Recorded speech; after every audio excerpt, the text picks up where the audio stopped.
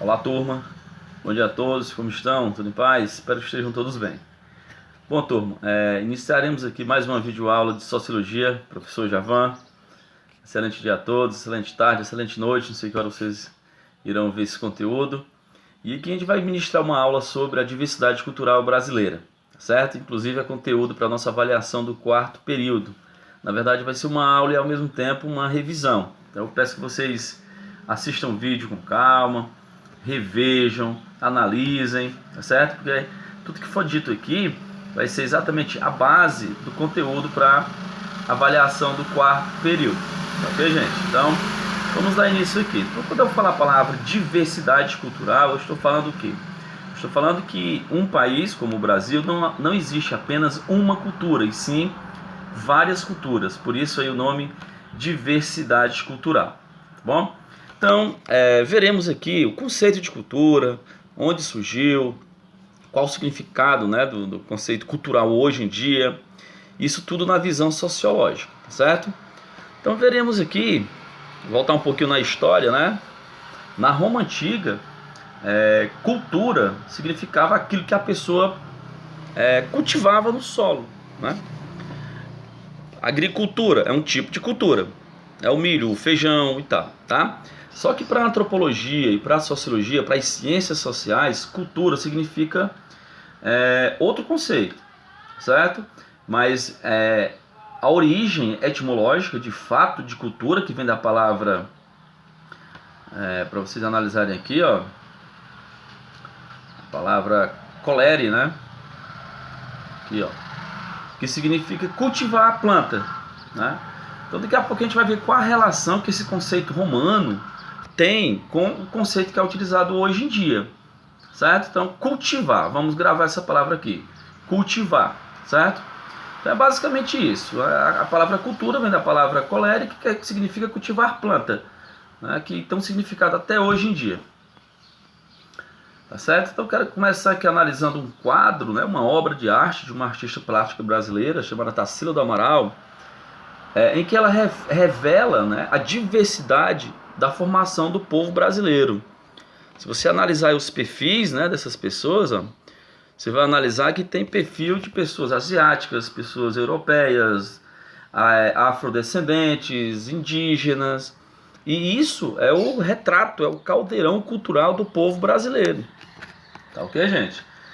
Apesar desse quadro estar falando, né, de um contexto político e econômico, né, o início da industrialização no Brasil, se você analisar o fundo, você vai ver as fábricas, os chaminés, né? E esses operários, né, inclusive o nome do quadro, estes operários trabalhavam dentro dessas fábricas. Então aí ele mostra essa diversidade cultural que nós temos. Tá bom, gente? Então dando prosseguimento aqui, a cultura ela pode ser dividida, né, em dois grandes ramos. Né? Primeiro a gente vai ver aqui que cultura dentro do ramo aqui das ciências sociais, né, se você analisar bem direitinho aqui, o que vai ser cultura? Vai ser um conjunto, né, de crenças, de línguas, de regras, de manifestação, né? Seja essa manifestação artística, tradição, manifestação através dos costumes, né, e tudo isso produzido, né, e transmitido, né, através exatamente da forma como essas pessoas vivem. Olha só a diferença aqui do conceito romano, tá? Cultura que já significa a forma de viver de um povo, não somente cultivar a planta e trabalhar o solo, tá bom? Então já há uma diferença.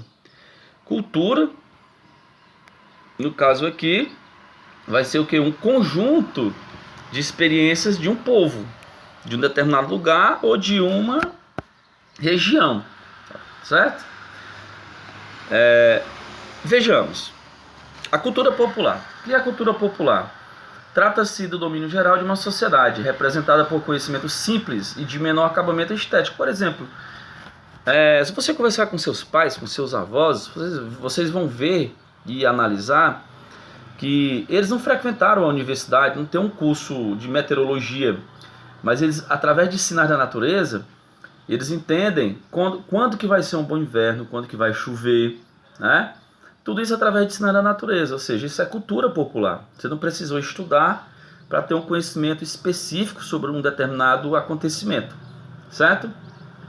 Já a cultura erudita, né, a cultura da erudição, vai ser aquela cultura mais refinada, né? É aquele músico que estudou em uma determinada escola de música, é aquela dançarina que fez o balé, né?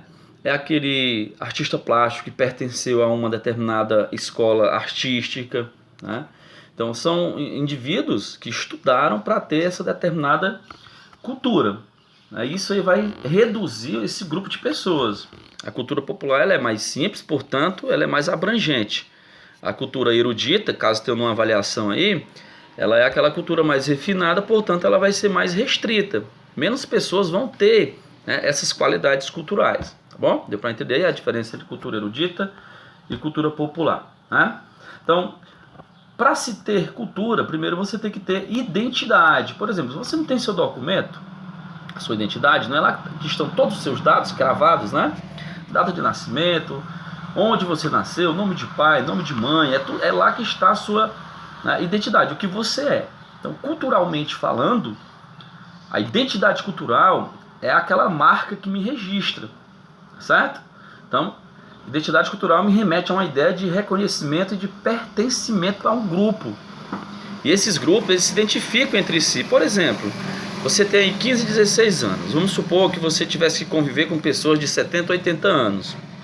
Com certeza vai haver um conflito, né? A conversa não é a mesma, a forma de se vestir, a forma de ver o mundo, o gosto musical, tudo vai ser diferente. Por quê? Porque você pertence a um grupo diferente, você pertence a um grupo de pessoas de 15 a 16 anos, tá certo? Então, esse grupo, ele não vai ser um grupo coeso, ou seja, a união, a coesão, o entendimento, ele vai ser diferente. Quando você convive com pessoas semelhantes a você, a coesão do grupo ela é maior, porque o reconhecimento de pertencimento também é maior. Tudo bem até aqui, gente? Então vejamos, o Brasil é um país imenso, né? Um país continental. Então você tem aqui as culturas regionais, né? Se você está aqui, por exemplo, no Ceará, no Nordeste, no nosso caso, você vai ter a cultura nordestina, né? Se você vai para a região norte, você vai ter contato com a cultura amazônica.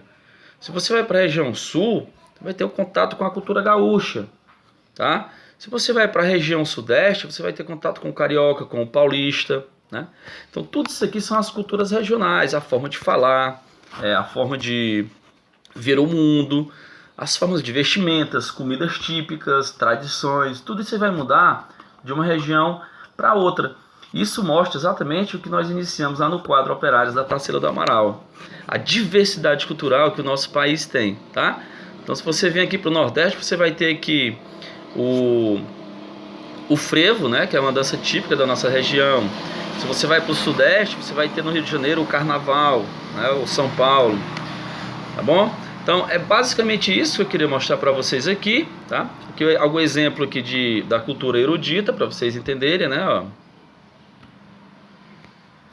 Cultura erudita, eu estou dando aqui um exemplo de uma obra de arte, né, de uma escultura ou de música clássica. Então tudo isso aqui vai mostrar que a cultura erudita ela é diferente da cultura popular. Isso não significa dizer que quem tem cultura erudita tem mais cultura do que quem pratica a cultura popular, né? Não há cultura maior, menor, superior, inferior. Existem culturas diferentes, tá certo? Então, para vocês entenderem, tá bom, gente? Então, basicamente era isso que eu queria mostrar para vocês.